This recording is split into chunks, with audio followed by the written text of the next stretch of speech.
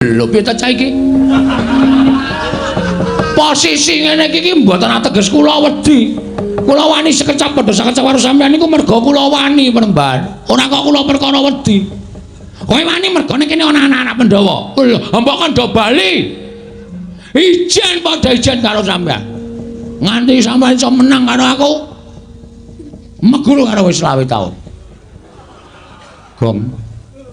Kuwi rapisan rapindo mesti gawe masalah kaya ngono. Gong. Wah apa itu? Mbok wis mundur kuwi perkarane bapak kok. Santai wae to.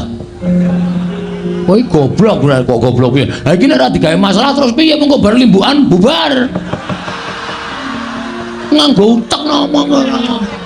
Kene iki ya karo mikir padake. Terus kok bar limbukan kilang-kilang arep ngopo iki? Wah, tenan dijaluk nas dite. Ah iya. Iku mulo digawe masalah Durna ora wani tak gawe supaya wani. Ben mengko ana terusane. Konjur padake ora kok ganggong-ganggong. Tak kira kawula karang kadempel tole ndara ndaramu lancur-lancur Pandhawa. Padha rawuh tekan kene Nala Gareng. Waduh. Ndara wis anggeni Ndara Antasena Ndara Abimanyu Ndara Karukaca Ndara Antarjatra padha rawuh mrene. Wah gong lho. Iki lho rasa tresnani Ndara-ndara karo bapak. Ndara wis anggeni Ndara Antarja Ndara Karukaca Ndara Abimanyu Ndara Antarja tekan kene. Ketuane mesti ngarep dhewe ya, Tru. Cilik ning gleleng. Ha iya. Ha sing mburi dhewe kae wedi apik karo ngarep kae. Kakang Antasena. Kakang Gargaja, Kakang Antarja, Kakang Abimanyu, ayo melu aku. Yo grutu grono nyolongi pelem. Nyolongi pelem dengkul matos kuwi ora. Krungu kok. Ah krungu ora apa-apa. Wilujeng Den, Siwa Semar slamet tekaku. Bektiku katur ya wa, nggih, kula tampi. Aku ngaturke bektiku katur ya, Kek. Nggih, kula tampi. Siwa Semar aku ngaturke bekti. Nggih, Ndara Gatotkaca kula tampi. Siwa Semar aku ngaturke bekti. Ndara Abimanyu kula tampi. Siwa Ismaya aku ngaturke bekti. Ndara Antarja kula tampi. Nala Gareng slamet. Mangidunipun Ndara Wilujeng. Slamet kele, dekle. Piye rek? Jane ora trima atiku aning bose. Ha iya. Wis ora apa-apa. Wilujeng Ndara Antasena, bekti kula kunjuk. Yo. Tak tampa rek. Garing padha slamet. Pangestunipun Ndara Karukaca, Nala Gareng padha slamet. Pangestunipun Ndara Abimanyu Wilujeng, Nala Gareng padha slamet. Padha kok plada. Padha slamet. Pangestunipun Wilujeng, bekti kula kunjuk, ya tak tampa. Ndara bisa ngeni bekti kula nggih, Den. Petruk tak tampa pangestuku Tambanana ya Petruk nggih. Ndara Antasena, ya terus tak tampa pangestuku Tambanana nggih. Ndara Karukaca ya Petruk pangestuku Tambanana nggih. Ndara Abimanyu ya Petruk pangestuku Tambanana. Ndara Antarja ya Petruk pangestuku Tambanana. Geni kowe, Gong. Ndara-ndara kula idem. Lho. Kok ming idem kakean cangkem, Tru? Eman-eman sing nggo nyambut gawe terus e. Gawe iki rumantamu swara kok dieman-eman. Ndara wis anggene Ndara Antarja, Ndara Gatotkaca, Ndara Antasena, Ndara Abimanyu. Bekti kula kanca nggih, Den. Nggih, kula tampa. Wis. Ngawur ora. Pripun enten napa? Napa diutus Kang Rama? Napa enten wigati? Siwa Semar? Aku mung bakal nyatakake impen sing tak lakoni wae. Sampeyan ngimpi napa? Lho, sampeyan ngimpi napa, Ndra? Sampeyan ngimpi napa, Ndra? Dek kapan Den ngimpi? Mengko gek bareng kali kula. Kowe ngimpi apa? Isin ae, Ndra. Ngerti-ngerti ngelilir ya aku iki. Ora usah sok modo-modo ora. Ngimpi ora. Kakang Semar, mula aku nganti kadang-kadangku Kakang Antasena, Kakang Gargaja, Kakang Antarja karo Kakang Abimanyu prapta ning Karang Kadempel, sayekti mung bakal njumbuhake impen sing tak lakoni wa. Ha nggih, sampeyan iku ngimpi napa? Wong sing jenenge impen iku ora kudu kelakon lan ora kudu kababar. Dadi kasunyatan. Ora kanthi kanyono-nyono. Siwana Yantaka lenggah ana ing pendhapa padukuhan. Nanging gumebyar cahyane kaya mangku sanggiwang rembulan wa. Weh. Piye kowe? Semar mangku Dek Wulan. Bagong nek ora krungu kupinge digebek sik kono. Apa piye maksude? Mangku sanggiwang rembulan. Wah, krunguku kok mangku Dek Wulan. Yang kowe. Wah. Langsung pemburu aku. Iya yang rembulan kok Dek Wulan ora. Monggo bareng nak caketi para putra kena dayaning sanggiwang rembulan wekasan salirane Kakang Antasena, Kakang Garwaca, Kakang Antarja, Kakang Abimanyu melu mawa cahya. Siwa, iki werdine apa? Mula banjur tumune aku sowan ora ing Randu Kumbala nglumpuke kadang-kadangku pringgondani jangkar bumi lan Tanjung Anom ing wigati bakal tak irit sowan ngersaning Siwana Yantaka. Lan apa ta wigatine? Yen to pancen Siwana Yantaka kuwi duwe gegayuhan, yen to pancen Siwana Yantaka kuwi duwe kekarepan, anak-anak Pandhawa ora bakal mangku asta wisuh lumuh ngentasi perkara. Mesti aku bakal sak biantu karo Siwana Yantaka wae. Wah. Pancen bocah siji iki kena disebut wiji sejati ya iki, Petro. Lah nggih. Monggo aku lagi rasan-rasan. Lah kok dadi wis padha priksa. Lho. Siwana Yantaka grenengan kaya ngono kuwi tegese Siwana Yantaka bakal duwe karep. Kula niku rak mung kepengin bangun desa. Kula niku mung kepengin bangun desa ning syarate miturut wangsit sing kula tampa rada abot. Monggo anak-anak kula kongkon do ora sagu. Lho, Nala Gareng Petruk Bagong ora gelem dikongkon, mboten purun. Anak model apa kuwi aku tak takon. Ing ngatasé dikongkon karo bapakne kok ora mangkat kuwi. Lah nek cara aku rasa anak-anak wae, pateni wae ngopo? Waduh. Modar iki, Tru. Ha wong aku ya urung muni ora sagu kok Pak Ming aku ngandhake nek sikil kuwi barasa murat. Nyatane do duwe alasan dhewe-dhewe. Bapak arep kongkon aku nang ndi, Pak? Sendika dawuh, Pak. Lho. Ming aku sing sendika ta, Pak? Ora. Oh, asem e. Nek aku mbak Semar kan aku gak plotroke kathoke aja gong. Ora mbak karo bapak harus diplotroke kathoke. Taboki bokonge mangkel aku. Ceplek-ceplek ngono kae. Selang ajar. Mula yen pancen syarate kuwi aku entuk dikeparengake ngerti, mengko aja anak-anakmu nyeng budal golek syarat, aku nyeng golek syarate supaya kalaksanan pambangunan ing desa Siwana Yantaka. Lha niku ya gumun. Lah nek syarate kok dadak siji Sekar Wijaya Kesuma, 2 Pustaka James Klimasada, 3 Pusaka Mandura, 2 cacahe Kyai Nenggala, Kyai Arugara. Kakang Antasena, piye? Piye Kakang? Adidum, rasa kuwatir. Aku karo kowe ning Ndorowati. Mengko nek Siwa Kresna ora maringake, sapa wae ajiare kabeh. Ora kasar kaya ngono kuwi. Lah Witena, mungsuhmu nek wani karo wong Ndorowati, Aman Setyaki lho. Aku ki ra wedi Mak Cilik. Aku ki ra wedi, aku sapa-sapa ki ra wedi ya. Aku ora wedine karo wong sing sok nganggo training abang. Rungokno, Tru. Rungake. Wah, metenteng juan ora. Kowe lagi ngerti nek Ndara Antasena iki medine karo Suwanto. Agamanmu ya apa? Untukku wis ra ana kabeh. Takmut. Mesti risi.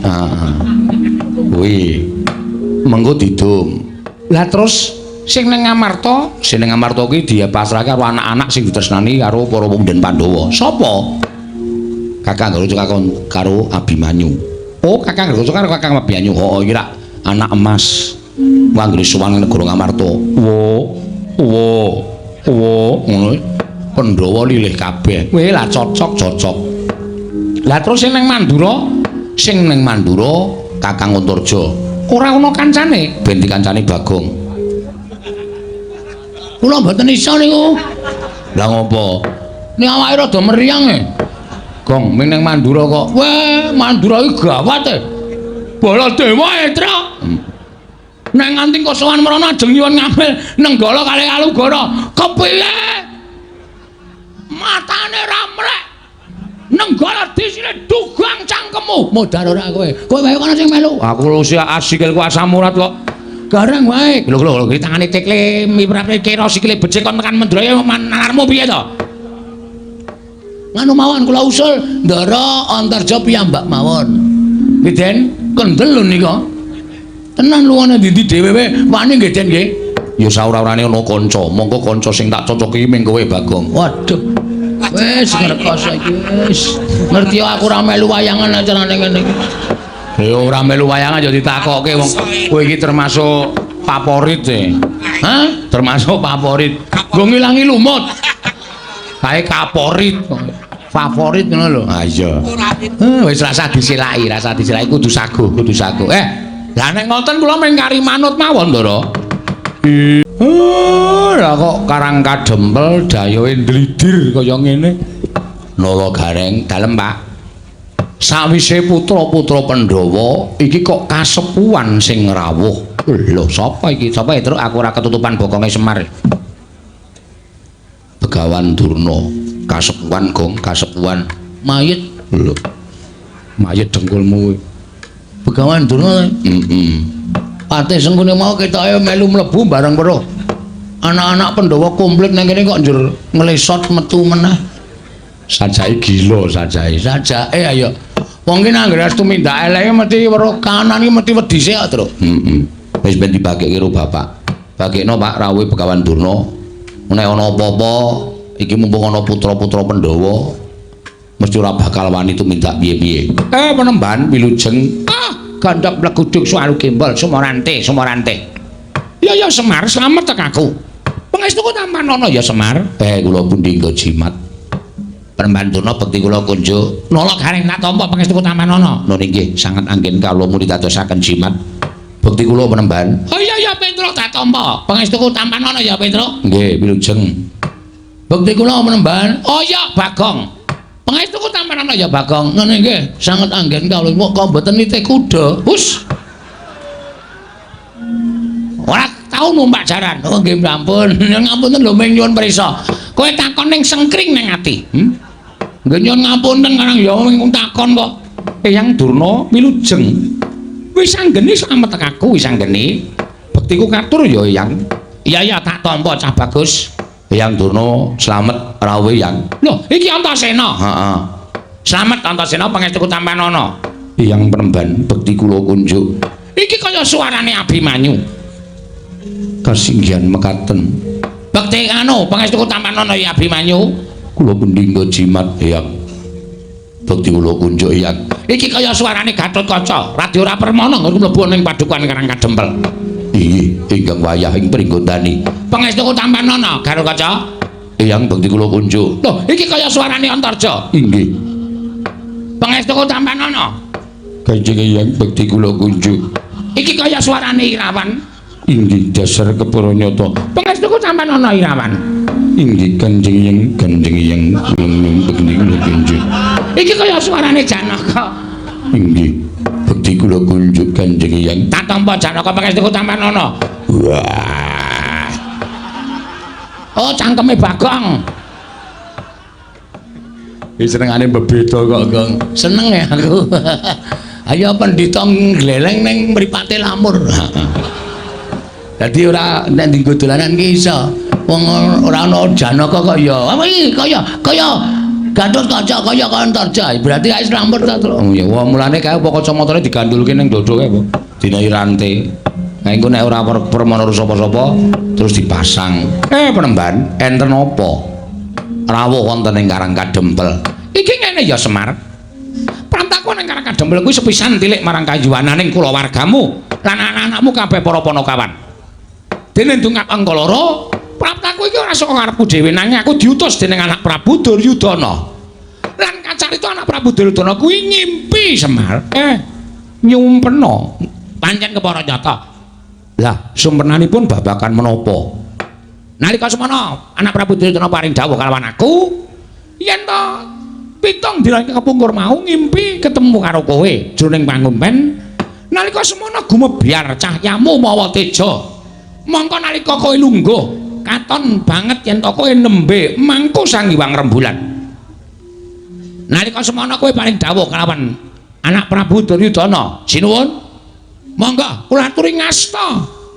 Rembulan menika Sang Hyang Candra menika wonten negari Ngastina. Menika dados sarana tentrem, ayem, rukun lan saya nginggahaken derajat pangatipun sinuwun Prabu Duryudana gregah wungu saka nindra anak Prabu Ngastina. Tumune dawuh karo aku supaya sowan ning Karang Kadempel ingkang wigati Semar. Ora ana kejaba mung dina samengko aku kadhawuhan supaya mboyong marang kowe nang Negara Ngastina lan kowe kudu iso njlentrehake apa ingkang diparingake marang Prabu Duryudana, apa ingkang mbok caosake marang Ratu Ngastina. Merga tembunge jroning impen mau yen sinuwun Prabu bisa mboyong ya kuwi pewujudan ingkang mawa cahya ingkang mapan ning pepangkonmu mau bakal saya kuncara negara Ngastina. Wis kuwi wae sing bakal dadi aturku marang kowe.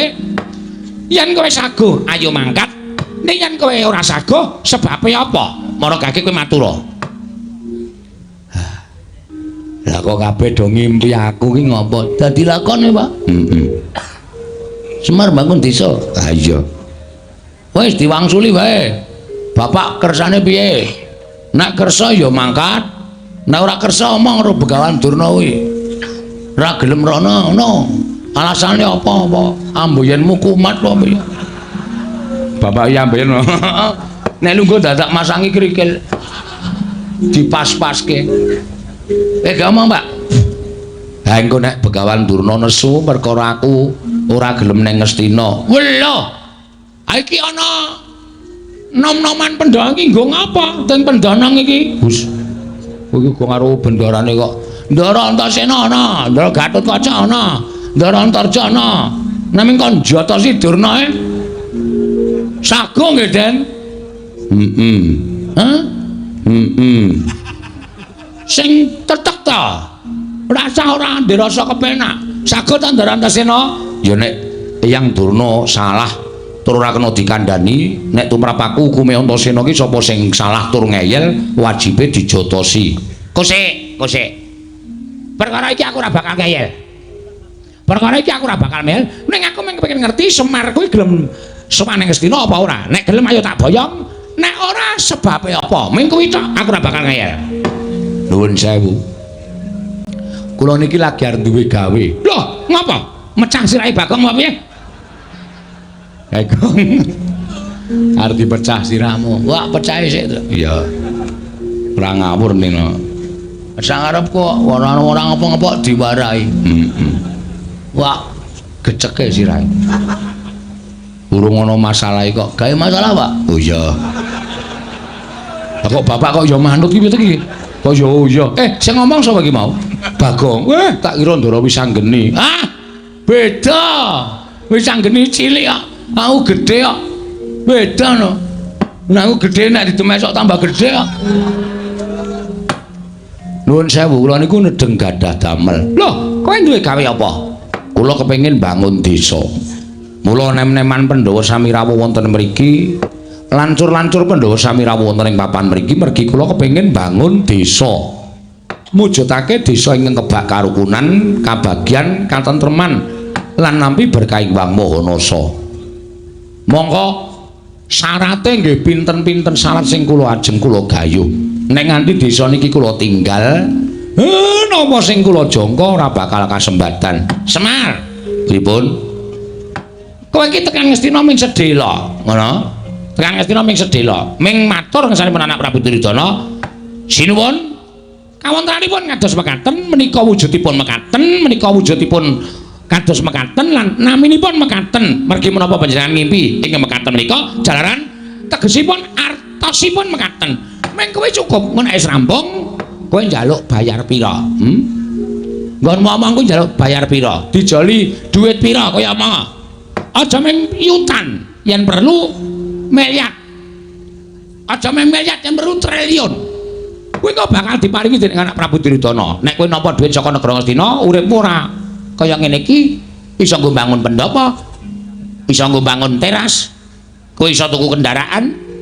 Manganmu sependina ora ming sego jagung ning beras raja lele, nek kurang enak ya raja kutuk. Kuwi kok iso nglakon kabeh tak kandhani, iso nglakon kabeh Paton. Kowe gelem tedak nang negara Ngastina. Kowe gelem sowan nang Ngastina. Nanging nek kowe ora gelem sowan nang negara Ngastina, Semar, ora jeneng aku ngancam lho. Ora jeneng aku ngancam. Ning apa kelakon aku rudo peksa karo kowe. Nuwun sewu. Napa sampean mboten menggalih? Enten riki kathah lancur-lancur Pandhawa sing saguh mbelani kalian Semar. Oh, kowe ngendelke bocah-bocah iki. Kowe ngendelke nom-noman iki. Kowe ora melek apa Semar? Iki meng putu-putuku, Selagine bapak-bapakne wae do wedi karo aku, do gila karo Bagawan Durna. Lah aku meng tok gegiro karo putu-putuku dhewe, karo anak-anak Pandhawa. Apa mbak aku wis ana anak Pandhawa iki aku wedi karo kowe? Oh, aku ora bakal gila karo kowe Semar. Nek kowe ora gelem, kowe tak rudha paripeksa Nayantaka.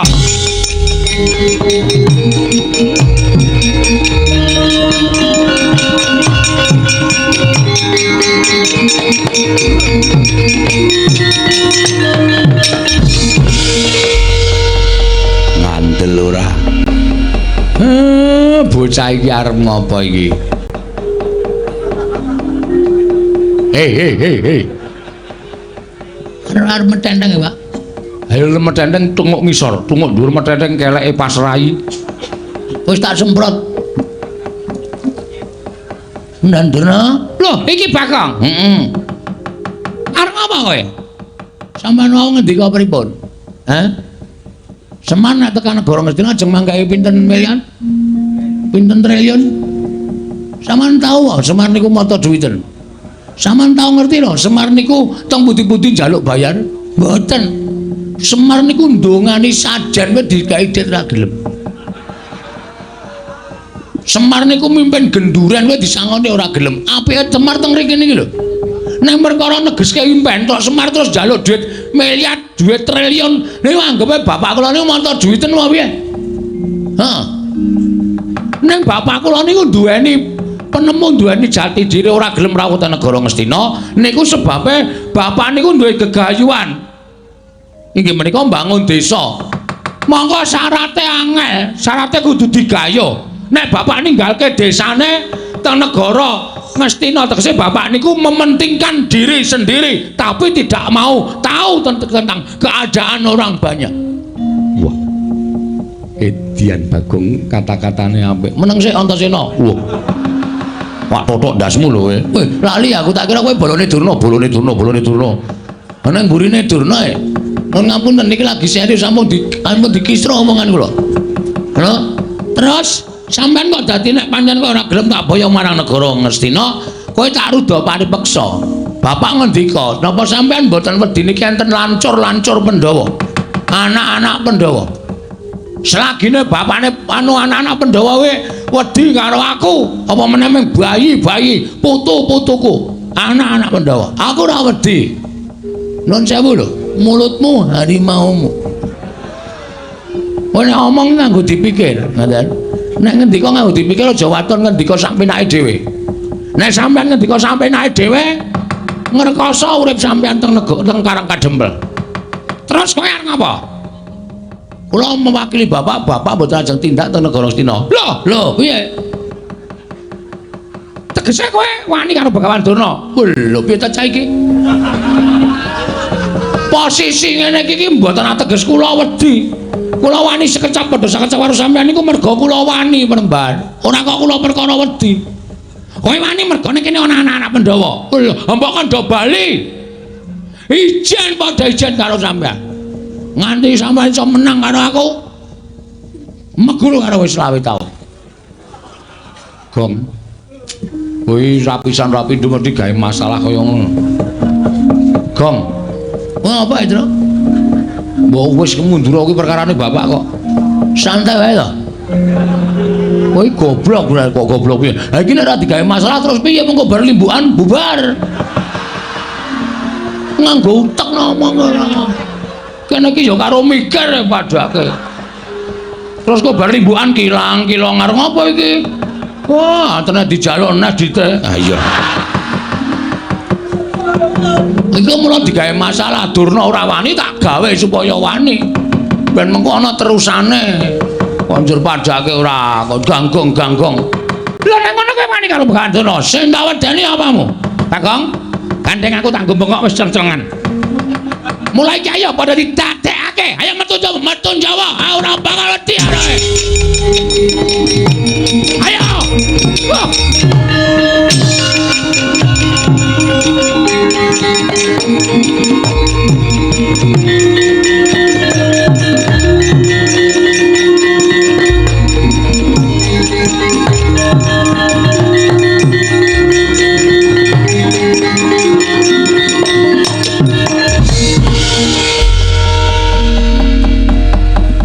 Ana tetembungan jagung bakarane. Endi? Lho kok endi piye? Ana, Pak. Sak ngerti ku mung sate kambing. Wah, wis cilaka tenan. Kok cilaka piye? Durna wani. Ayo tandangi. Kowe wis wani nantang Begawan Durna kuwi ana tembungan jagung bakarane tanggung perkarane. Saya tak takon karo Ndara Wisanggeni. Kowe arep takon apa, Bagong? Sampeyan mau rawuh mriki nak pun sendika mbelani bapak to? Mbantu karo bapakmu ora mbelani. Lah saiki nek pancen bantu niku sampeyan kudu sago ngundurke Kurawa. Kusik aku mbantu le mbangun lho, ora ana mbantu perkara liyane. Biar ora. Nek Siwa Semar bangun desa aku mbantu, nek perkara liyane kon ngundurke Kurawa kuwi aku ora ana perkara pepundhenku Kurawa. Ya ora masalah wong aku ora tau weruh kowe perang kok. Kowe kisane mung modal lambe. Ya majuran kaya inspektur rasane. Ndarantasena apa, Gong? Sampeyan bantu arek Semar to? Bantu mesti. Nek bantu mbok tulung Kurawa diundurke. Aku yo mung bantu le bangun desa ora perkara kok tekan kene ora niat gelut. Aku usirku ndelok jagat iki supaya tentrem, ayem ora ana regejegan. Terus fungsine kula nantang Durna niku mau. Lho, sing nantang sapa? Kula. Kok sing temandang aku. Nek wani nantang wani nandangi. Ya, iya ora masalah. Oke. Kita wis do pidak jempol iki kita. Ndara Gatot Kaca. Nggih. Saman nate kemutan mboten perkara apa? Biyen jaman sampean dijedi teng Kawah Candra Dimuka? Iya. Niku asline sing ngetutke meng kula. Petruk ora wani tekan kawah, Gareng ora wani tekan kawah. Napa meneh Semar nek kena panas leleh. Sing tekan pinggiring kawah ngenteni Ndara Gatot Kaca ndedol saka kawah niku meng kula. Apa biyen aku akon? Nggih mboten. Ora kewajibanmu to? Nggih. Terus kula tak takon, kewajiban sampean napa? Aku dadi satriyaning praja. Satriyaning praja kewajibane ngayomi para kawula negara Ngamarta. Karang Kadempel niku ke bawah keperintah negari pundi? Ngamarta. Karang Kadempel ajeng diserang para Kurawa. Sampeyan pripun sebagai satriya? Mestine aku ngayomi. Mestine kudu ngoten. Iya. Kurawa kudu mundur tekan negara Ngastina. Iya. Dadi kewajibane sapa? Sing ning Karang Kadempel sapa? Kula kali bapak kali Petruk kali Gareng. Terus nek kowe masrahke perkara kabeh marang Garukaca, apa rampung perkara negara? Aku ngrampungi perkara negara Ngamarta durung rampung-rampung bawahi perkara Karang Kadempel. Sing gedhe pangapuramu rampung ana dhewe. Juar. Dongaku kabul. Kowe ndonga apa, Truk? Asem e. Ndaran Tarja? Nggih. Sampeyan nggih mboten kurang nabi kula. Ora terus terang bae ora. Wah iki kok bloko banget to iki. Iya Bagong awakku kesel tenan Bagong. Nggih Bagong. Ndara Abimanyu sayangku cintaku. Ndara Abimanyu. Opo Bagong? Sampeyan tresno kali kula to? Tresno. Mbok kula dibantu. Bantu apa? Sak gedhagan iki aku mung iso mbantu 150 bab. Kok tekan dhuwit to iki? Kula niku nantang para sata Kurawa. Sing gedhe pangapuramu Bagong aku ra iso piye-piye. Kadang-kadang kudu ora mbelani, nek aku mbelani mesti aku dijutak, ora dijak dolan, ora dijak lunga. Oke. Iya. Dua kaya ngono ya. Bengi iki ora ana sing bantu karo Bagong. Pak. Gandeng aku wis kadung nantang Durna. Isen aku mundur, Pak. Terus aku njaluk pamit ya, Pak. Arep nendi? Methuke Kurawa, alakonane dhewe. Wak ladenane dhewe, tak tandhane dhewe, Pak. Kok njewewek cangkeme? Ora ngematke ya cangkemku ki sariawan. Oh. Nek ngomong serono ae, Pak. Emang jawab apa jawab? Yo sing hati-hati. Nek kowe mati kowe dadi kusuma bangsa. Matimu bakal dipendhem ning taman makam pahlawan. Anjuk batine apa? Mati ora iso urip meneh kok. Ya Pak, nyun pamit yo. Yo sing hati-hati. Petro, kowe tega tenan karo aku? Aku lagi males kok. Lakonono dhewe. Nah aku mati lho, Tru. Mati awakmu dhewe kok aku bingung. Aku senengane glelekmu ora jamak-jamak. Nek ketanggur kene iki men tok rasake dhewe. Apa? Nek aku mati, aku ora nyaur utangmu. Ora nyaur apa-apa tak ikhlaske, Gong. Edan. Aku ngimpi apa to ya bengi iki? Oh dadi kaya ngene kane, Pak. Nyun pamit. Begawan Durna Kurawa. Iki Raden Minajingga. Ingkang sagung ngendarat karo Esa Kurawa menyang dhewe.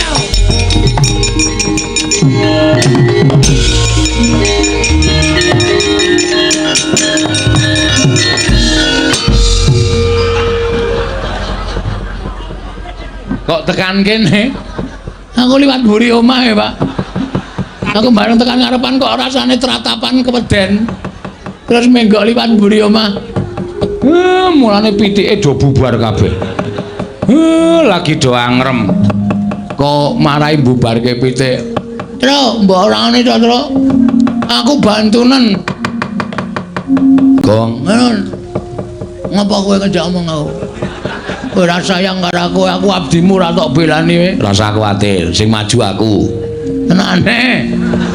Tenan. Asli? Asli.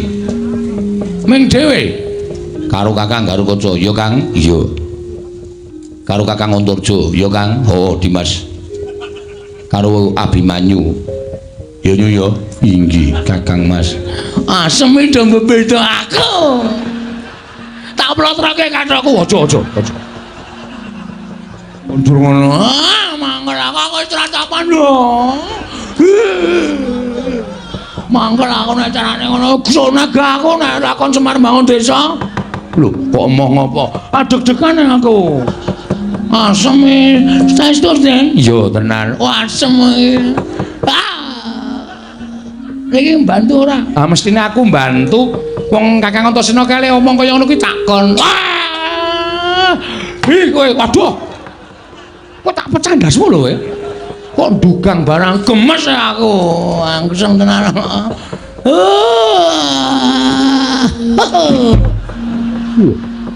Kok jengkelit barang ora. Saking senengku. Enggak metu njaba enggak. Sampeyan metu njaba metu ndero. Ya ayo nek ngono metu njaba karo aku. Oh, bulane do seneng metu njaba ora masalah. Wah, tak cocoki ndase Bagong omongane. Kowe ngapa? Kowe iki nek ngene iki asosiasimu sing elek, pikiranmu sing jorok, goblok kowe. Ora iso mencerna kata-kata kowe. Oh, petok. Kowe jenes, aku sengit karo kowe kok koyo wong-wong kaya kowe pikirane elek kaya ngene. Delok limboke terus pikirane elek kae porno kae, susune mencetot ngono kae. Kowe sing basa iki pikirane sing nonton. Wong kuwi keindahan kok. Ora, kowe menungsa kaya ngono wis sengit aku. Nggih, Den nggih? Iya. Kamu tuh gak? Iya. Ndara Bimanyu? Iya, Bagong aja kuwatir tak belani. Ndara Garukaca? Iya, Bagong aja kuwatir tak belani. Ndara Antarja? Iya, Bagong aja kuwatir tak belani. Ndara Wisanggeni? Iya, wis ayo mangkat dina iki. Kakang Antasena, Kakang Garukaca, Kakang Antarja mesake Bagong. Ayo padha dibantu. Nek kira-kira mengko kalah karo Kurawa, ya wis ben ditandangi Bagong. Iki Omong apa meneh? Macem-macem ora ya nganti rampung. Iya, nganti rampung ya.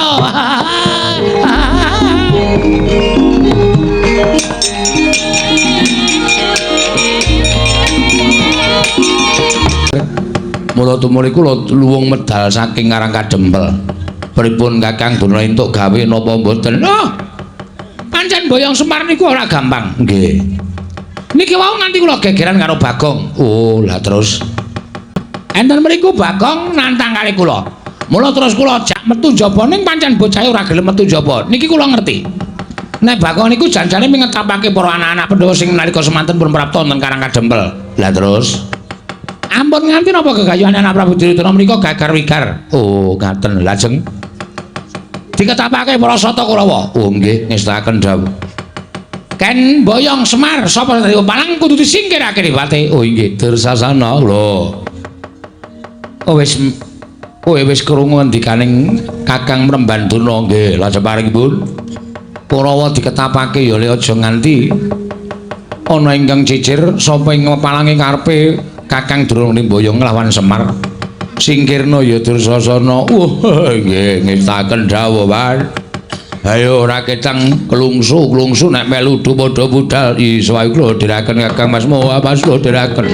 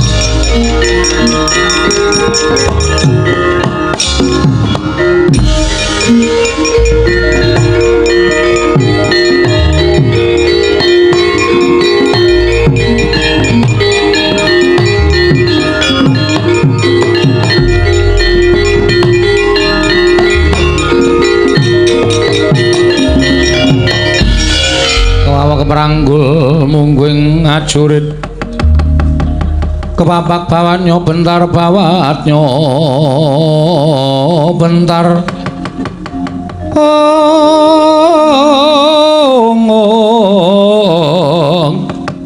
kepapaknyo mungguing aloko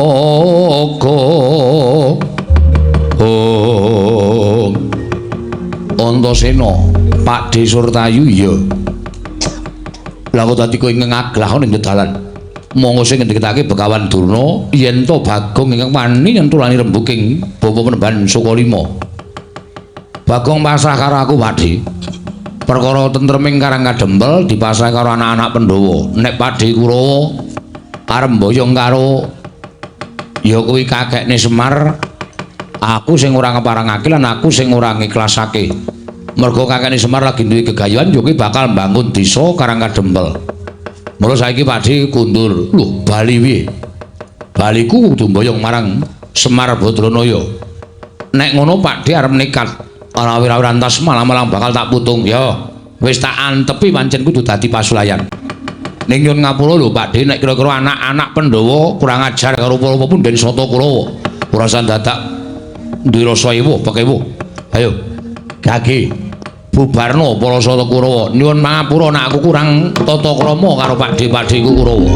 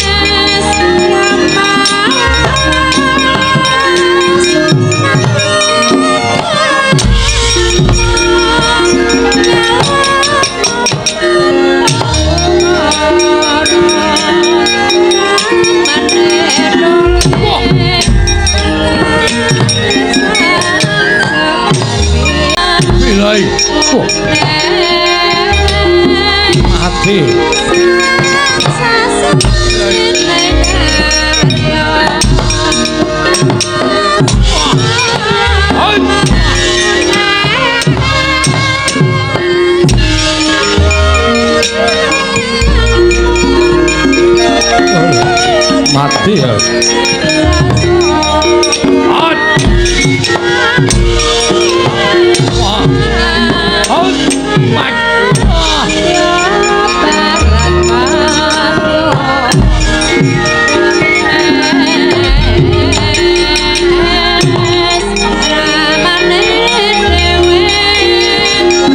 Cocok tumbak jebol dadamu barang.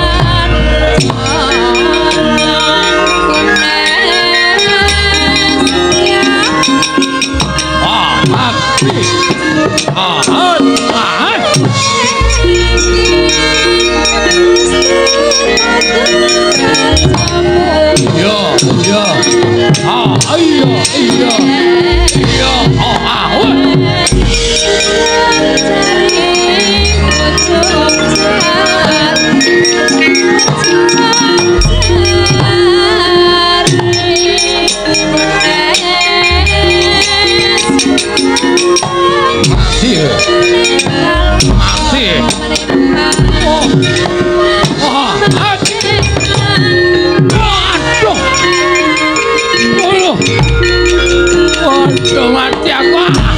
Waduh. Wah.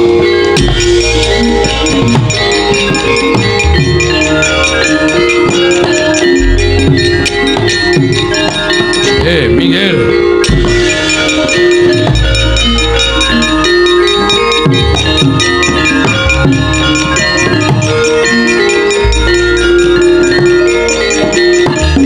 Gatotkaca dasar Pranata. Siwa Hartamarma mboten purun kundur kula ing badhe ngunduraken Kurawa. Wah, lakon pecah dadamu. Monggo diwejajal. Hal mati. Wah. Pecah dadamu. Wah.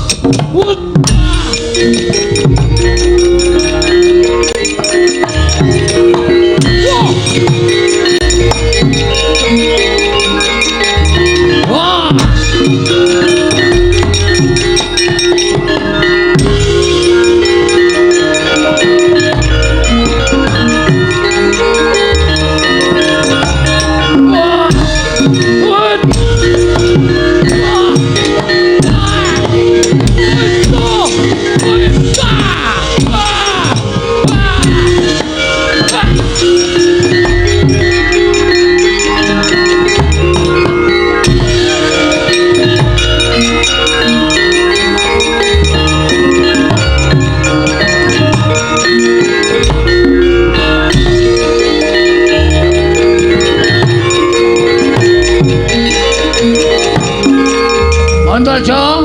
Piye? Pakdi Durmagati. Cemal tak jaluk. Ora bakal tak wenehake. Glakon mati dening aku. Ayo. Ngejauh apa tak wujudi. Wah, lah pancen bocah. Kula kena dikandani kanthi becik-becik. Kelakon tiban tanganmu.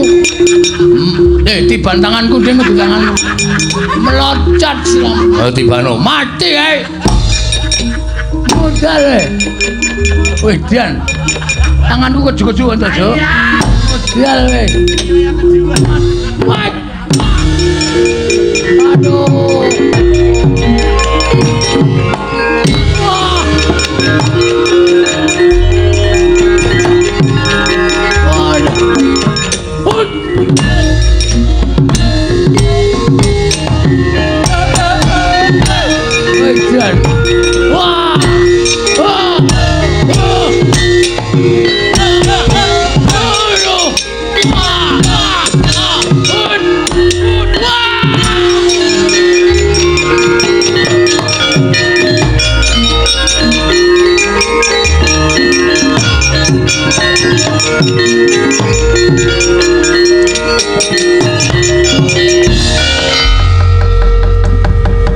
Mundur man.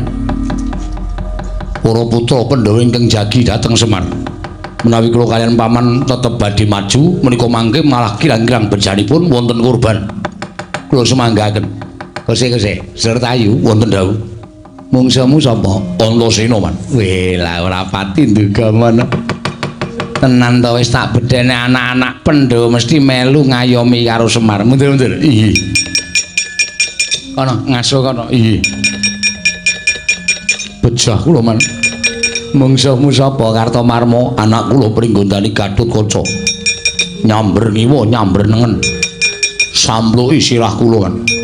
Kula semanggaken. Dheweke iso mabur, ora iso mabur, li temandang sak pinake dhewe. Sikile nendang ngiwa nengen, nendang nengen, ngiwa nengen, ngiwa nengen. Ha iya, karang ya trampil kok gadhe nggih. Wah. Dirmogati perang. Pelang man. Temu sapa? Wangsareja. Sapa? Wangsareja. Wangsareja ki anake welku dol cek barep Antarja. Oh, Antarja. Kula antem dadane gak apa-apa. Weh. Barang dheweke klidha, kula anu pidak cikil kula. Apa? Dipidak cikil kula man. Nyet ngonten disikut cangkem kula cuciit. Barang niku dheweke temandang ngeceban ngenten iki ming tangan siji ngenten. Kula maju sikut cangkem kula til. Secandak sirah kula jegloke anu dengkul ngene deng-gleng-gleng diwalik kayang cengele ding.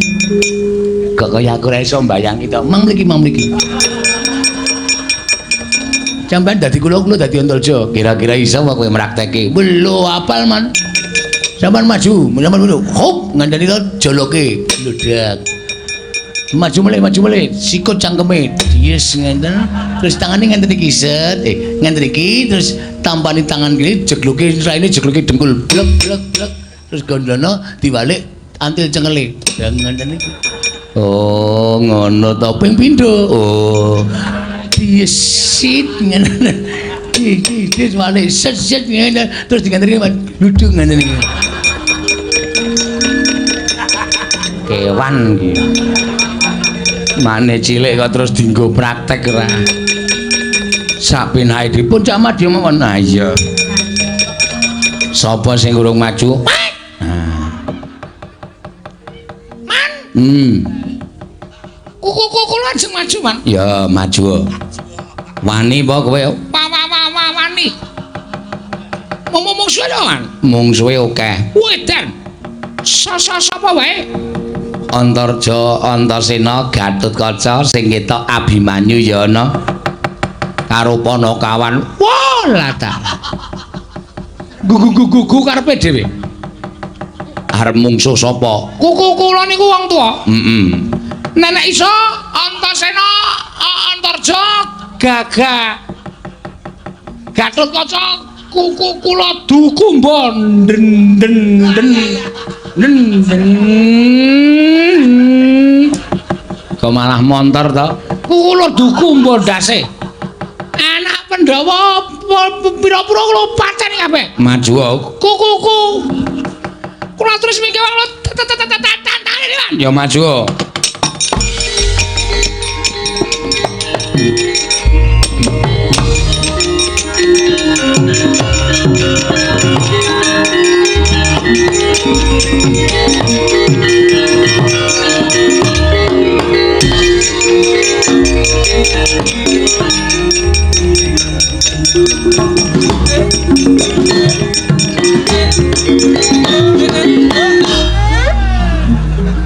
Kok ora gelem banter ya? Utus.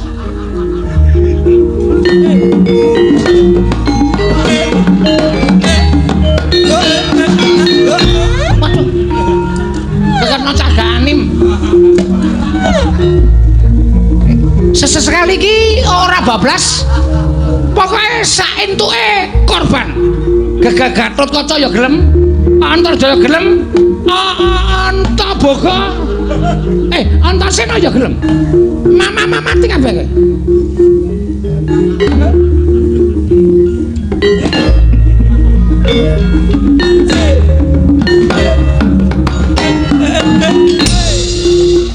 Dar.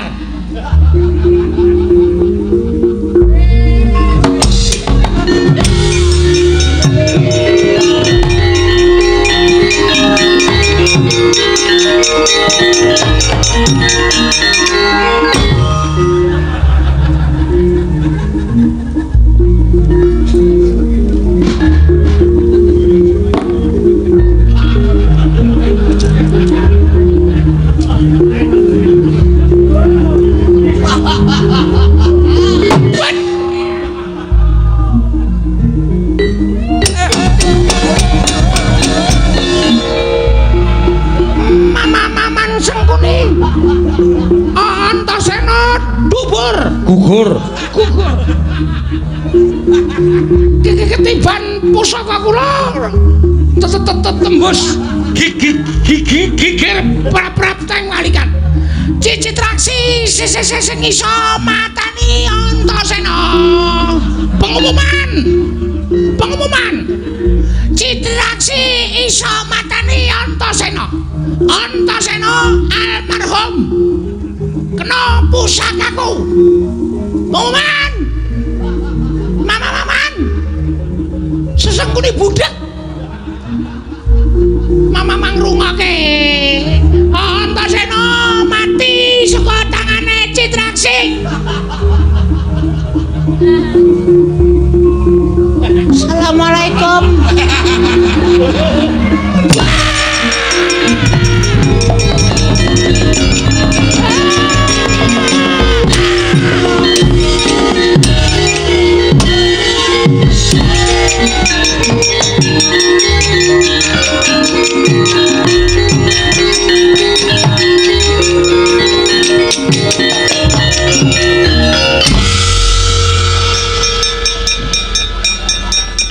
Modar.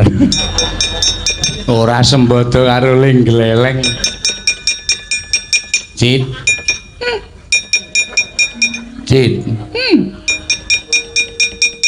Piye mau bengak-bengok pengumuman apa ya, Cit? Aku kok ora patek nggatekke. Bajigur. Waduh. Kok lambene ngemu getih kaya ngono? Meman. Sampean lho. Sampean lho. Kuku kula mateng. Maju. Heeh. Nggawa pusaka. Weh. Pusaka tinggalane putu kula.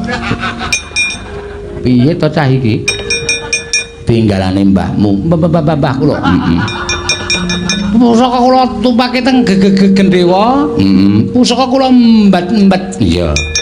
Kula culke kebat kaya kilat. Keset kaya silet. Katet. Cul. Kena dadane Antasena. Oh, Kula joget seneng banget. Nantun jeng. Ketoke kendangane ora ngono ki, Mas. Kula wis lali. Ha iya. Nantun pokoke kula seneng banget. Sampeyan kula bengok-bengok Krungu. Pengumuman Antasena mati. Kena pusakaku. Terus Bareng kula balik. Niku tangane Antasena codat nyekel gulu kula cek. Terus kowe? Kula wis njaluk ngapura karo sing kuwasa. Lah sebabe Ra urung mati. ha iya. Jojo kanggo jemparing trai kula kan jliar. Kula kejek-kejek. Dereng candhane kula jreng dumbulke sabetke sakayake prol. Tiba Teng sound control. oh. Apa? Sound control.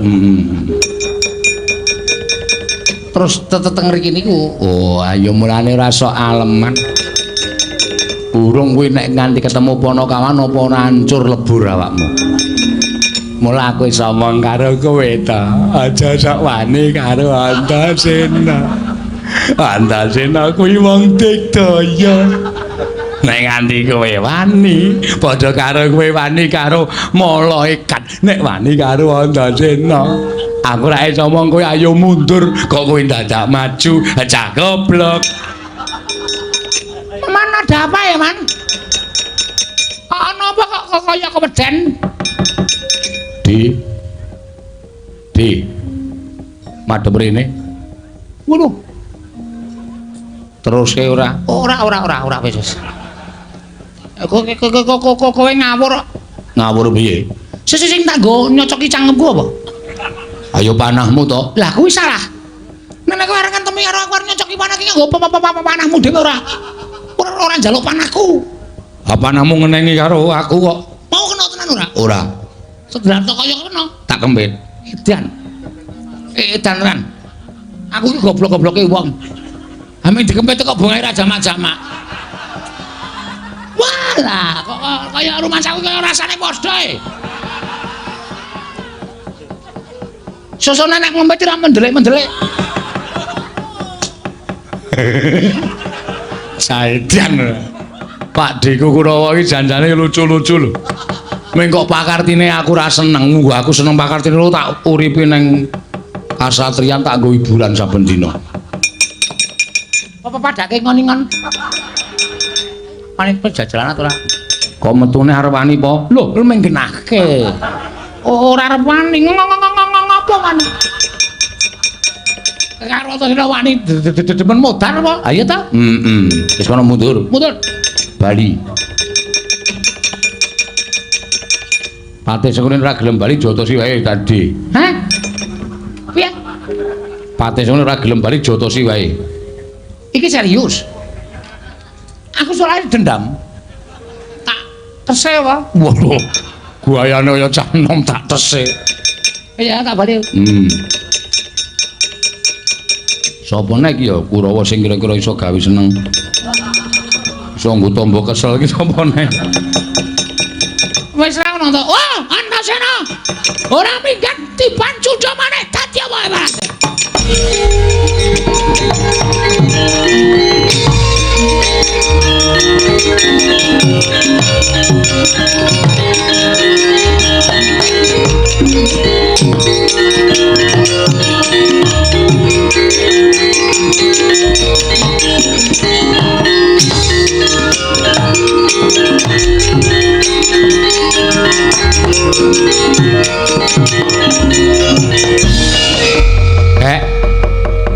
Eyang Durna nggawa cundha manik.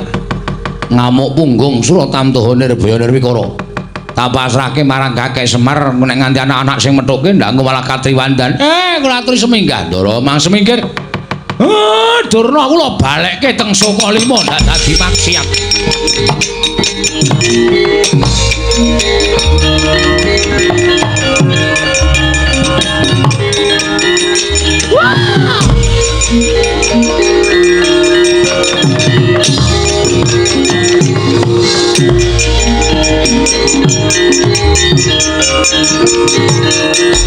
Kadang kahanan Karang Kadempel, iya kek. Lah niki kula njaluk kesaguhan sing pun menate mangendikake. Sing endi? Sing sampeyan iso ngrawuhake napa dadi syarat srana nggih kula mbangun Karang Kadempel. Yo. Nek pancen ngono aku njaluk pamit, aku tak nganti adikku wis anggeni. Sowan Siwa Ndhurawati nembung Sekar Cangkuk Wijayamulya. Nggih, menika malah prayogi. Siwa Semaraku nyuwun pamit tak nganti adikku Abimanyu. Budal sowan marang Praja Ngamarta nyuwun pustaka jamu semyang jimat lima sada. Siwa Semaraku nyuwun pamit tak budal ning Mandura nyuwun pusaka Kyai Nenggala lan Alugara. Matur nuwun, matur nuwun. Nek pun kelakon mang mlumpuk teng Karang Kadempel, ning nek wonten apa-napane sampean kudu iso gawe cara, aja nganti gawe kapitunane ingkang rama sedayanipun. Ning sing wigati pusaka saged rawuh wonten Karang Kadempel. Njaluk pangestu ya, Kek. Nggih ngatos-atos. Siwa Semar nyuwun pangestu. Nggih, Den. Iya, Siwa Semar nyuwun pangestu. Muga-muga kesenggatan penjangka kula, Ndara.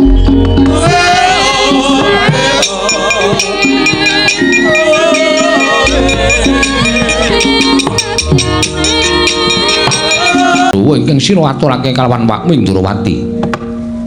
Sepisan ngaturake bekti katur ya wa Ya, wis anggeni tak tampa. Dene ndungkap ing ngangka loro.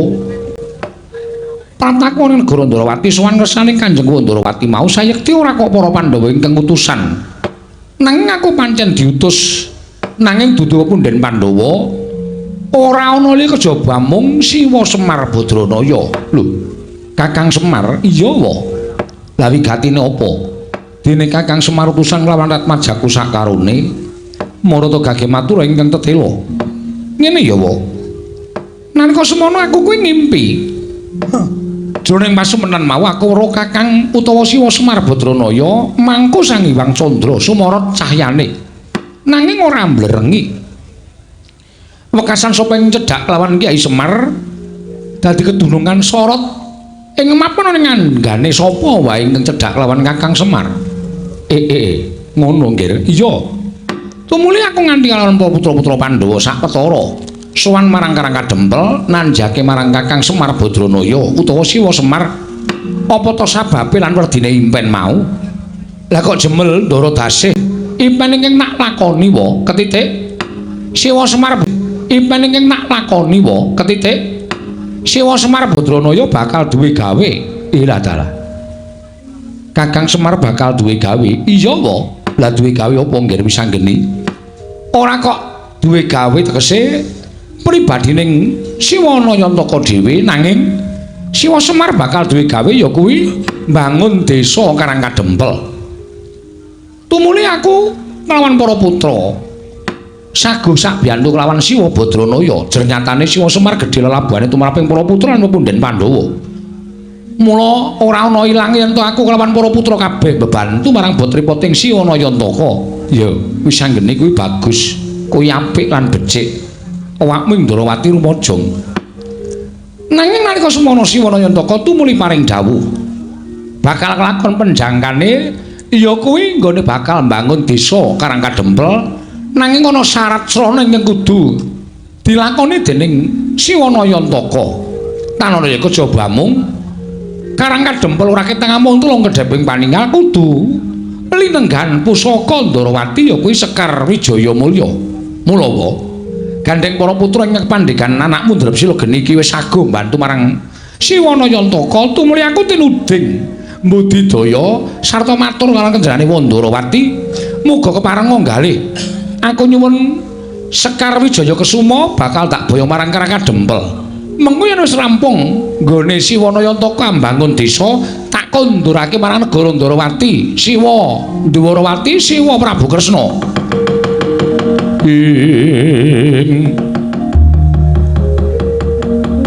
Tukaya yasine pecoco bang mawinga wengis. Kumejot patoning latri netra kocak ngondarandir. Oh, wis anggeni. Ana dawuhmu apa wa? Ya bener. Kakang Semar kuwi pancen pengayomaning para Pandhawa. Kakang Semar kuwi pancen ingkang ngomong anak-anak Pandhawa. Mula ora jenengane yen to wis anggene tumuli anyaguhi dituwangkon dening Kakang Semar supaya nyuwun ngampil pustaka Jamus utawa nyuwun ngampil Sekar Wijaya Kesuma. Nanging kowe kudu eling, Nggih. Semar kuwi namung derajate ngaceplik. Semar kuwi mung Panakawan. Semar kuwi mung batur saumpamane. Lah kok dadi kebangetan nggone ngasorake marang Ratu Ndarawati. Apa dianggep Sekar Wijaya Mulya kuwi wujude pusaka ingkang loro saudon telu saurupan. Tegese dudu pusaka ingkang ampuh. Lah kok dadi ngatasi pengin bangun desa wae dadak nganggo dirawuhi pusaka Ndarawati kuwi Sekar Wijaya Mulya.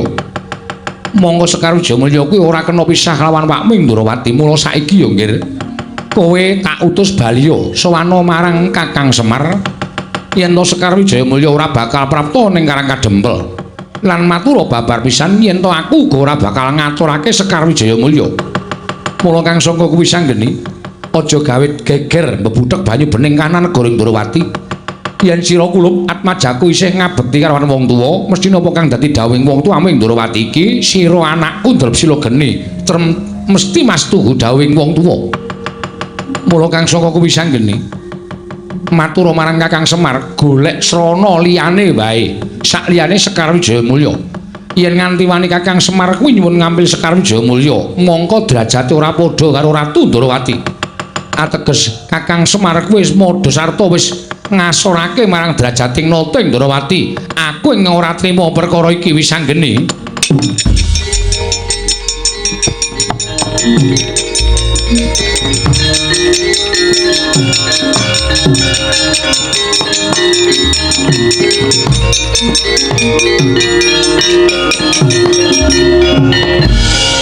Nuwun sewu ya, Dik. Gandeng iki mau wis didumadil sing rembugan Wisanggeni ning nek ana dukaning Siwa Ndrawati sing nanggung Antasena. Mula gandeng sampeyan wis paring pangandikan sing akeh-akeh. Aku ngugemi ngendikaning Siwa Ndrawati. Ning nuwun sewu, sithik wae aku tak matur marang panjenengane, muga-muga aturku iki dadi pangolahing penggalih Siwa Ndrawati nggone gelar lan gulung atur Antasena. Antasena karo matur apa? Ngene, Dik. Perkara sampeyan menekke Semar ki wong derajate ngaceplik, Semar ki ming wong loro saurupan, telu saurupan, mung Panakawan, wong sak jagat wis padha prisa. Ning wong sak jagat ki ya padha ngerti yen to Semar kuwi pamomong agung, tegese Siwanaya Ntaka kae arep derajate ngaceplik nanging kae diwonge Jawantah. Lan aku ngerti Pandhawa bapak-bapakku wong tuaku ki tanpa sumanding kelawan Siwanaya Ntaka tangeh derajate iso munggul. Tangeh kanugrahan sing tumanduk marang para Pandhawa kaya ingkang wis dilakoni dina iki. Mula gandeng pangendikane Pak Bing sadhae ngiyas karo Siwanaya Ntaka, aku sing ora trima. Lho, Antasena. Lah kok dadi ngawu gawar ucapmu kowe matur yen to ora trima. Yen kowe ora trima karo Nata Ndrawati, kowe arep ora trima piye? Pakde gelem ngambil mari ngambil Sekar Jomulya apa ora? Yen aku ora gelem. Tegese Pakde ora tresna karo Siwanaya Ntaka. Aku tresna karo Kakang Semar, ning tak kon mulat karo kahanane. Nek Pakde ora maringake saiki ngene wae. Gandhengaken gunung sing tanpa guna. Nek kira-kira sampeyan tak tantang jotosan piye? Lho, kowe aja edan lho kowe. Aku ki wakmu, aku ora peduli. Mergo aku wis sagu karo Siwanaya Ntaka. Nek nganti aku bali tekan Karang Kadempel ditagih karo kakekne Semar, endi Ndara Antasena Sekar Jomulya aku ora iso ngaturake isinku tanpa upama.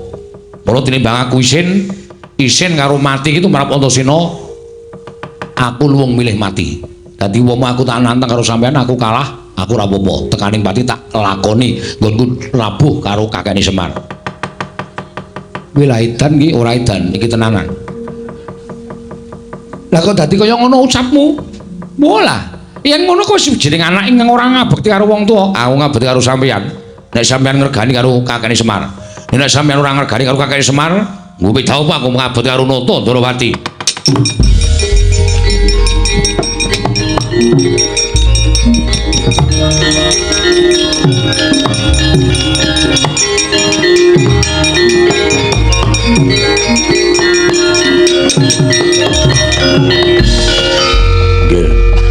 Ingkang dados senopati wonten negari Ndrawati menika kula.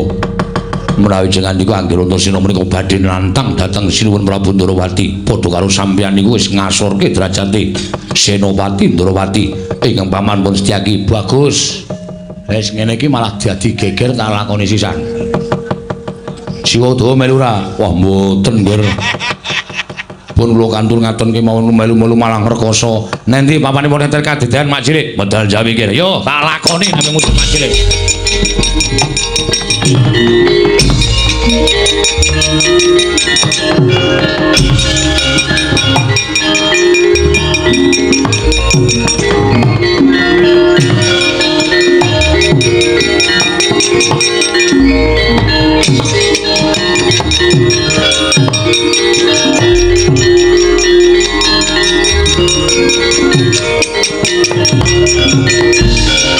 Kowe jenenge kemanen Kang nek kaya ngono kuwi. Lah piye? Lah kok dadi iki malah dadi gegeran iki piye? Paman Setyaki iki pepunden. Lah kok dadi tok tantang metu njaba? Ah jengkel aku kowe iki omongan ora rampung-rampung kok. Aku nek omongan rampung-rampung ki rasane kaya gemes kae lho. Wis ngene iki siji-sijine cara supaya aku iso mboyong Sekar Jomulya. Lah iki mengko nek nganti Siwa Ndrawati ki wadul karo bapakmu coba. Werkudara Antasena wani karo aku gawe rusak Ndrawati, wani karo pamane Garbaruji. Wah, ora usah ditirake. Wagu ngiroke. Antos idak upamane ngono piye yo? Ora kriwikan dadi grojokan Gogyo dadi angsan to? Lah terus piye aku nang kowe? Kowe meneng wae. Sekar jamu kusuma tak colonge jarane. Wis manut aku.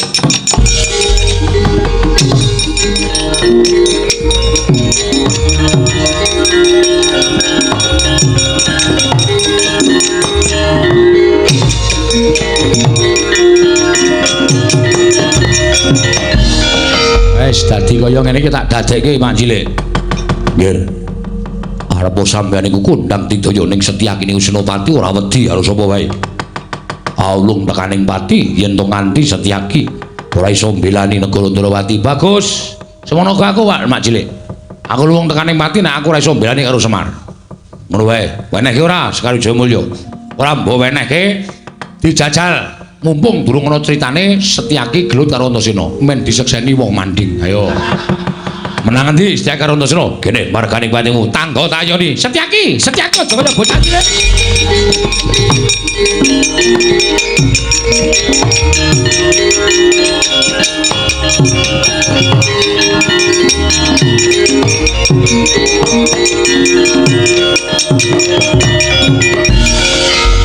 Ora ngawur to.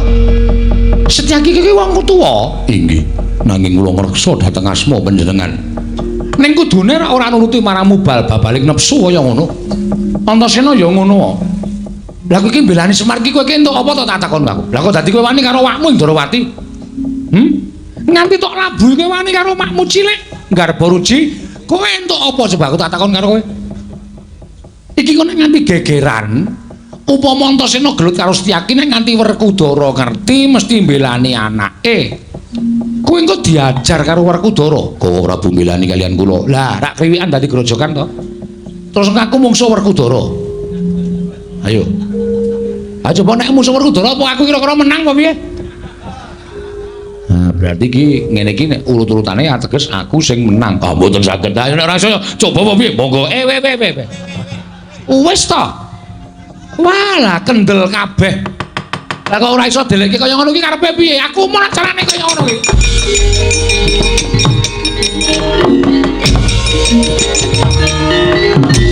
Loh. Welada.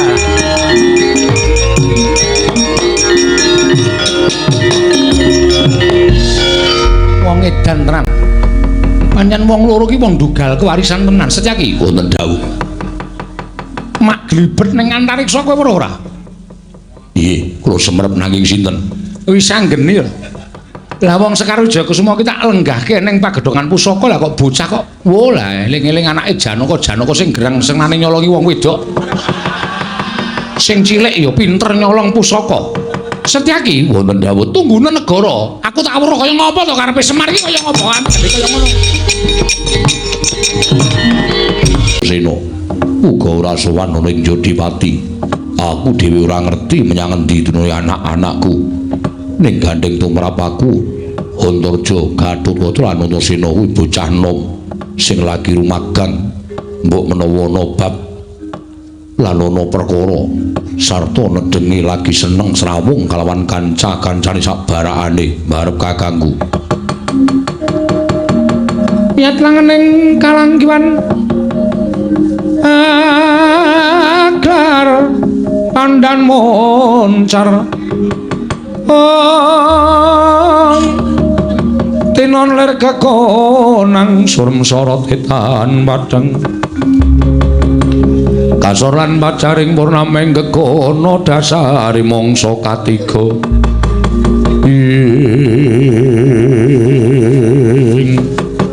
dereng ngantos paripesame Balwacana kasarusaning Raden Abimanyu sumamono Raden Gatotkaca dumraja tanpa lalapan Tanjapala Mandawa ya gumulung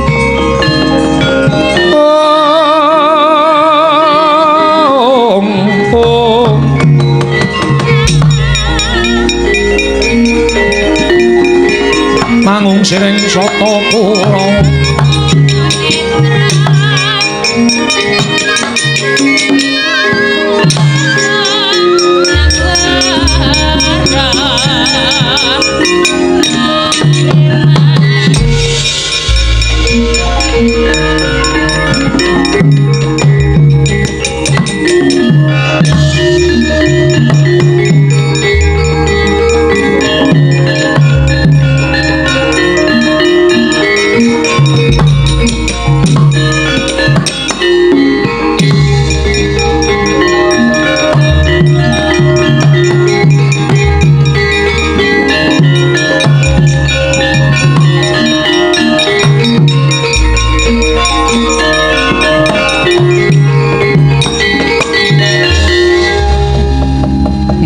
lakon ning Kurawa hene patine Sang Abimanyu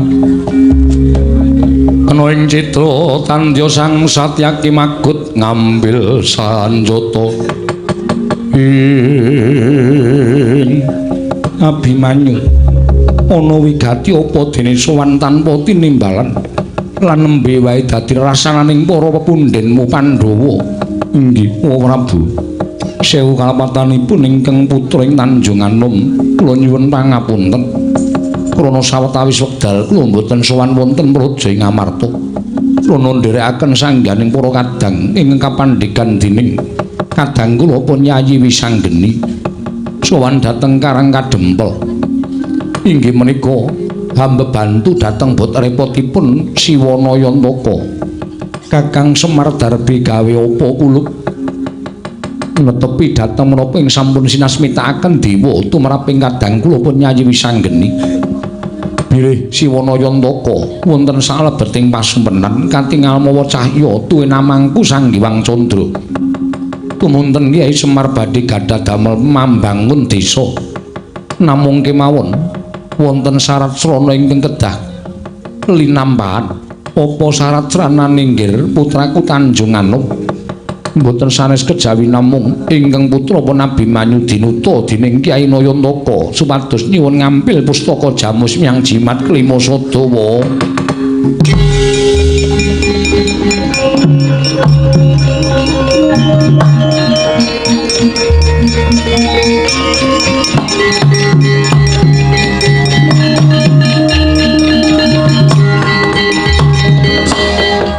Abimanyu kula wonten paring adhawuh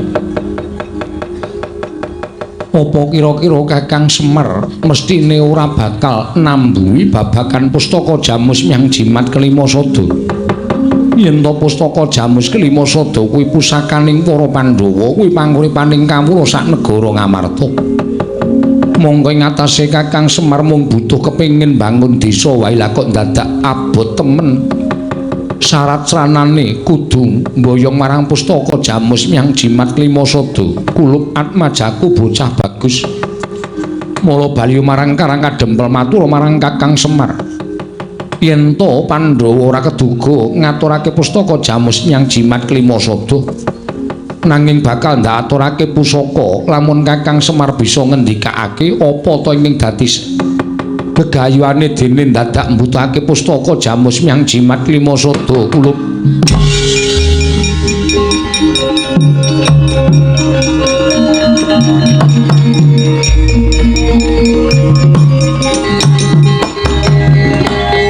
nuwun pangapunten Bu paripaksa ingkang putra ing Pringgondani kemunjatur sawadya Kanjeng Prabu monggo kula sampun kebacut prasetya dhateng Siwanayantaka menawi ngantos Gatotkaca mboten kedugi mboyong pustaka Jamus Klima Sada sakmangke badhe tetel kasatriyan kula dene kula sampun sumpah prasetya parandiri mboten saged linampahan mrenging saking menika kepareng mboten kepareng kula badhe nyuwun pustaka Jamus Klima Sada upami mboten dipun parengaken dinten samangke halumung para Pandhawa mboten ngakeni putra menika dados putraning para Pandhawa nanging menawi paduka maringaken saestu ngaturaken panuwun ingkang tanpa pepindhan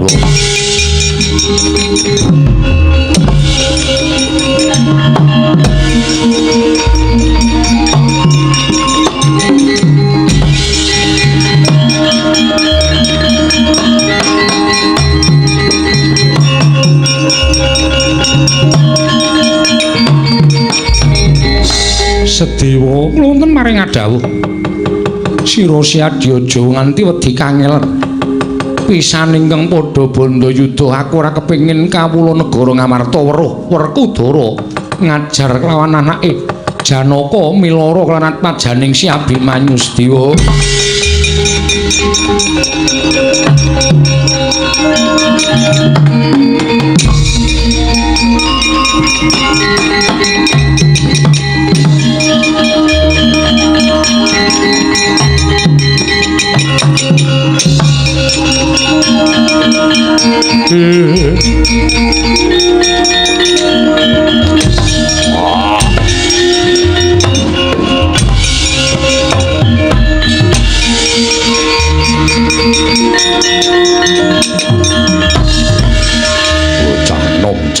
jenenge ora ditata. Wah, ing atase kuwi anak Werkudara bobote mulih milih bobot Semar mbangane wong atuamu. Nuwun sewu Kanjeng Rama. Menawi sampun laturaken menika sanyata sampun kula ucapaken mboten namung wonten ing lathi nanging wonten ing ati.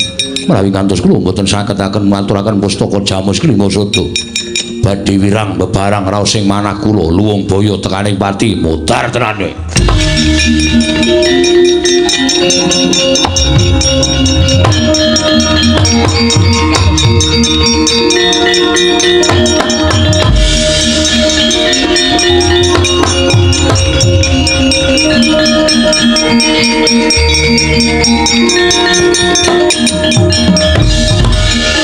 Abimanyu anakku cah bagus. Abimanyu anakku aja banget-banget nggonmu gawe wirang marang wong tuwa. Kanjeng Wong Prabu kuwi sesembahan wong atuamu Koko Prabu Puntadewa kuwi banget ndak aji-aji. Lah kok dadi wani kowe matur ingkang kaya mengkono padha karo kowe ngorek-orek marang pasuryaning wong gerang. Kula nyuwun mampunten Kanjeng Rama. Menapa paduka Kanjeng Rama supe dhateng labatanipun Kyai Semar ingkang tansah momong dhateng jengandika Kanjeng Rama sarta angulataken dhateng Paduka ngantos sak mangke Paduka jejer minangka dados langing jagat lancuring bawana menika mboten merucut kaliyan labanipun Kyai Semar Badranaya mulang karo gerangan.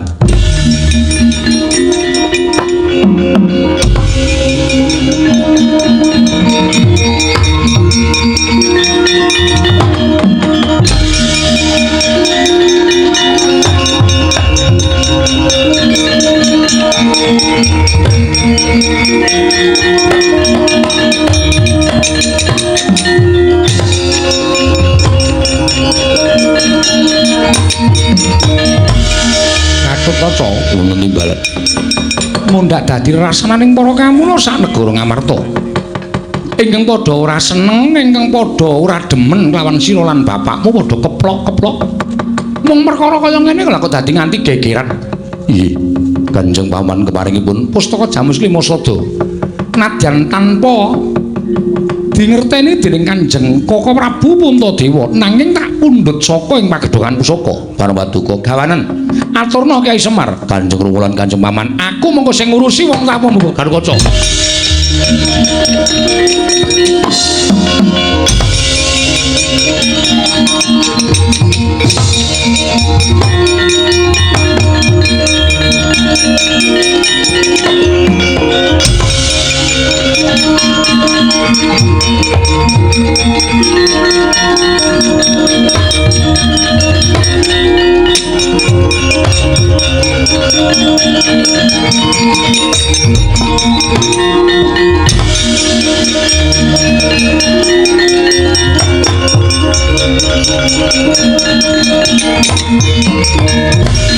Sedewa inggih. Lah kok si Adi mapan ana ing kene. Mugi andhatosna ing kamuningan. Sedaya sampun dipun dawuhaken dening Kanjeng Koko Prabu Puntadewa kula nyekedah ngrampungi perkawis menika. Krampungane piye? Pustaka Jamus Klima Sada kula dhateng putra Kamas. Wah, ora edan. Ya aja ngapusi karo Werkudara. Mboten. Malah samangke Garukaca pun Abimanyu sampun wangsul dhateng Karang Kadempel. Wah, jlamruk doyak monggo kula dherekaken. Njuk yo tak tampa gawe gedhening atiku ora liwat pangestuning awakmu Mandura Tampanono. Kula menika jimat paripin dayaning kasantosan. Piye? Ana apa lah kok dadi janur gunung kadingaren? Sirat Majakunjang karep bumi sowan ning negara Mandura. Sepinten kalepatanipun ingkang putra Tadah Wadana. Apa pancen sowanmu diutus karo wong atuamu apa ditutup punden Pandhawa? Apa saka arepe anakku lanang dhewe? Ih, sewu-sewu kalepatanipun ingkang putra Tadah Wadana. Mugi andadosna ing kawuningan sowan kula menika mboten saking pikajengan kula piyambak. Namung dapur dipun utus dening Siwanayantaka. Lho, Semar Badranaya. Ih, kasinggihan mekaten. Eneng apa? Nalika semanten kula nderekaken sanggaring para putra Pandhawa ingkang sampun nampi sasmita bilih kinen caket kaliyan Kyai Semar. Sabab sak mangki wonten madyaning pasumenan Kyai Semar kadidine amangku Sang Hyang Rembulan wekasan raganipun Kyai Semar Mencoro mawa cahya tumunten sinten ingkang caket kaliyan Kyai Nayantaka badhe katularan sing inggih menika sorot ingkang mapan wonten angganipun Kyai Semar wekasan tumunten kadang kula pun nyayi wisanggeni ngirit para kadang sedaya prapteng karang kadempel jebul nyatanipun Kyai Semar badhe anggayu utawi badhe ambangun desa namung mugi dados ing kawuningan sedaya ingkang dipun tindakaken Kyai Nayantaka menika boten badhe saged kelampah tuwin boten saged kasembadan menawi boten saking pambiyanipun Padukawa Mandura. Lah terus aku to piye? Padukawa Prabu kedah maringaken ngambil pusaka Mandura. Lho, pusaka Mandura apa? Kyai Nenggala Tuwin Kyai Alugara. Kula suwun ngambil badhe kinarya syarat sarana pembanguning desa Karang Kadempel Siwa Mandura. Nenggala Alugara kasinggihan mekaten.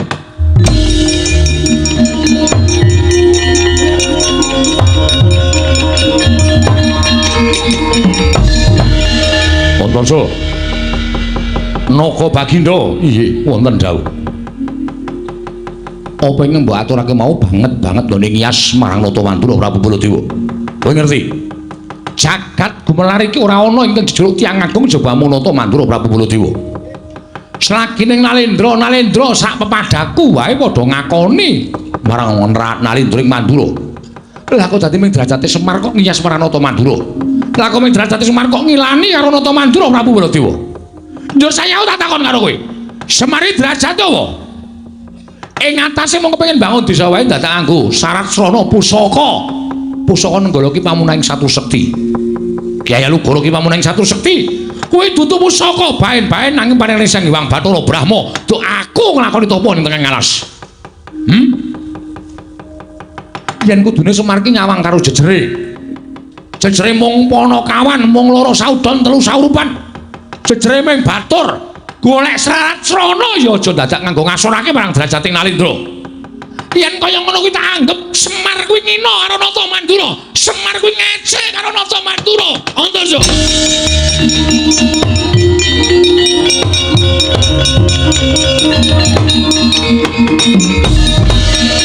Nuwun mapunten.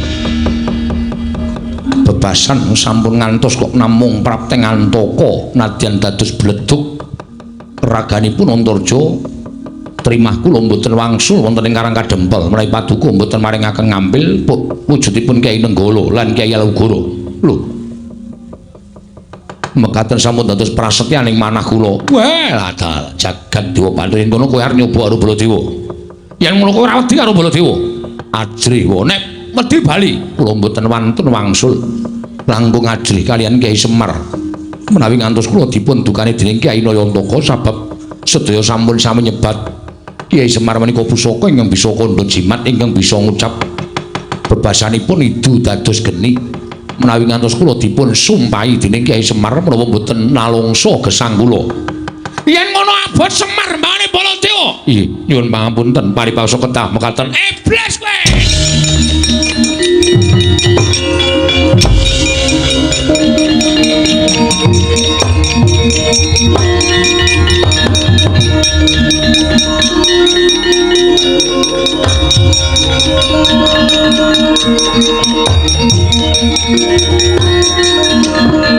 Wah, mati aku. Bocor kowe. Kowe kandhani wong nang ora kuku, warat.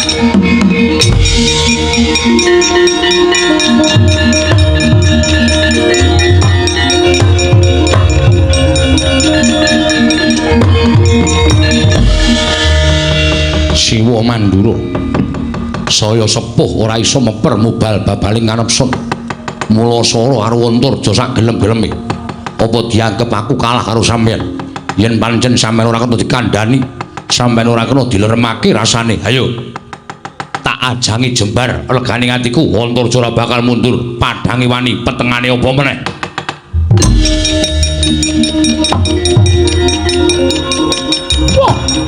Wah.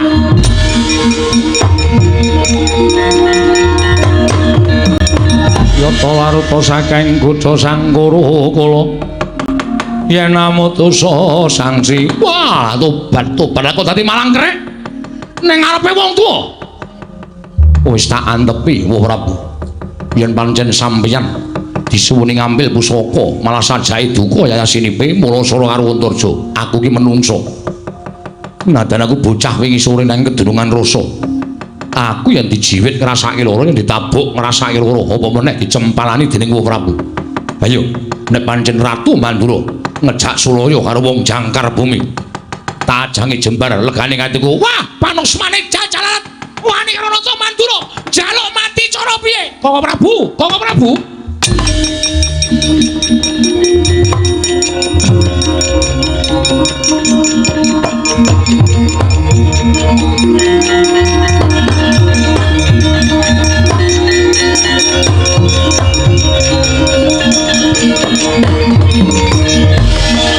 Lho, Kresna, inggih Koko Prabu. Wah, panusmane jajalan. Antarja kuwi kandhane lho. Oh menungsa sing jeneng Antarja kuwi kandhane lho. Sing grang ora mulang. Bapakne ora mulang unggah-ungguh. Ing atase bayi wingi sore wani karo wong grang. Antarja wonten timbalan, Bu. Lah kok dadi kowe wani karo wakmu Mandura? Nuwun pangapunten. Estunipun kula namung badhe nyuwun ngambil senjata nenggala Hyang Alugara. Kinarya Sarat Srana Siwana Yantaka anggenipun mangun desa. Nanging sajaipun Siwa Mandura malah duka yayasinipe kula dipun cempalani, kula dipun ajar. Satemah katetangi raos sing manah kula. Kula menika nuwun sewu. Dipun lairaken menika wujudipun satriya, menawi ngantos kula dipun pala kados mekaten, monggo kula mboten wantun do nyono cerak nyono. Dikira Antarja ki wong jirik getih wedi mati. Koko Prabu? Nggih. Menawa Koko Prabu sampun ndhawahaken asta kan pun Antarja, ya pancen tak sengaja. Men bocah iki melek. Takon bali nang Karang Kadempel ora gelem malah nantang karo aku. Lho, kowe nantang Antarja? Mboten, kula mboten nantang. Malah kula kebaing tata krami, kula kinten mboten singlar saking unggah-ungguh. Nanging sajaipun Siwa Mandura menika ingkang nuwun sewu, mboten saged meper dhateng mubal babale kanepson mekasan kula dipun ajar. Nuwun sewu, Wah Prabu Ndarawati menawi dados kula dipun dawahi asta utawi dipun jempalani dening Kanjeng Wah Prabu Mandura, tartemtu panjenengan Adipati Runtik penggalipun. Koko Prabu? Nggih. Saenipun samangke tinimbang perkawis menika mboten rampung, kula nyuwun ngambil Kyai Nenggala kalan Alugara. Lho. Sing dilek iki jane sapa to? Semar apa kowe? Inggih, kula ugi nyuwunaken ngambil Kyai Semar. Kose to. Lah kok dadi kaya mengkono? Supados kula wonten rencangipun. Lho. Kancane piye? Sekar Wijayamulya uga dipun beto Antasena. Lho lak dikon Antasena nggo apa? Ngendikanipun dipun utus Kyai Semar. Samenika mangke dipun tonton kemawon. Niatipun Kyai Semar menapa? Lah kok nglumpukke pusaka wonten Karang Kadempel. Monggo sak mangke panjenengan kula aturi rawuh wonten ing Karang Kadempel ngaturaken Nenggala kaliyan Alugara. Lho la ila Semar kok dadak nglumpukke pusaka iki karepe nggo ngopo coba?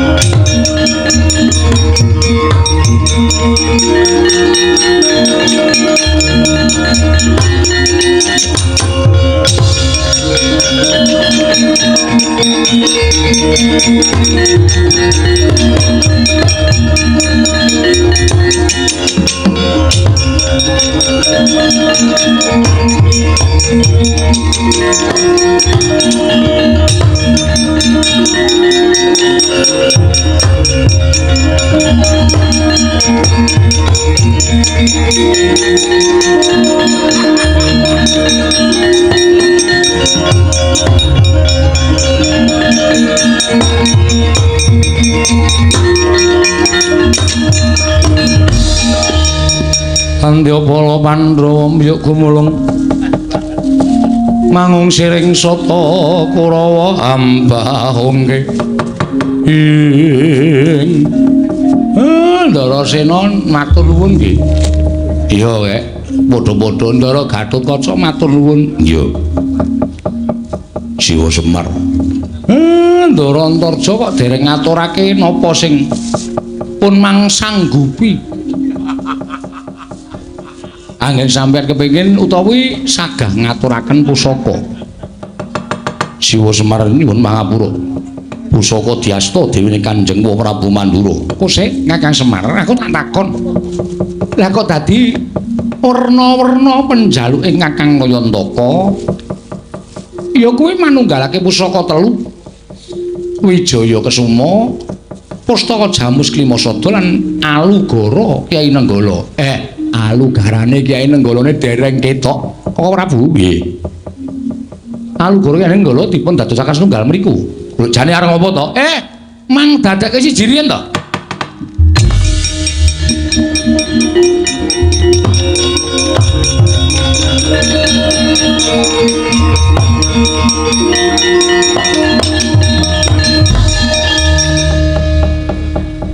Dadi gatekke. Mbok menawa sedha payu mayang bisa dienggo lakone iki apik. Sedikit tapi bermakna. Bermaknane nggo napa ngandel. Niki pancen wis didhawuhi dening pukulun Sang Asih Prana. Oh, piye? Nganggo marsih, pasih kok marsih. Marsih. Kudu dadekke setunggal niki nek cara sakniki kekuatan telu niku dadi siji terus mengko wonten sunar sing munggah wonten langit. Oh piye kaya film modern ta. Kaya Terminator ta, Tru. Kok bayangke ngono kuwi, kok bayangke. Oh iya. Pancen syarat niki dadi srana.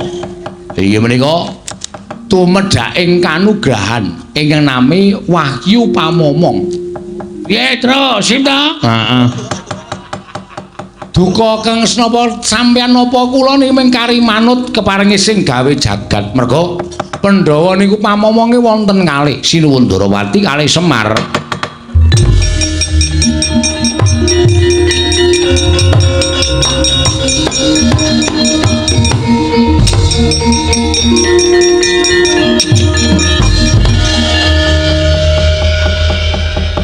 Kanthi sarana pikantuk Wahyu Pamomong niki pusaka dipun pendhet piyambak-piyambak ya. Prasmanan.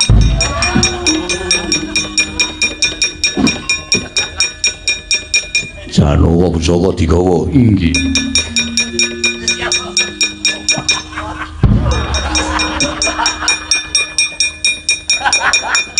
Ampuh-ampuh ya, Tru. Ayo kekuatan pusaka kok.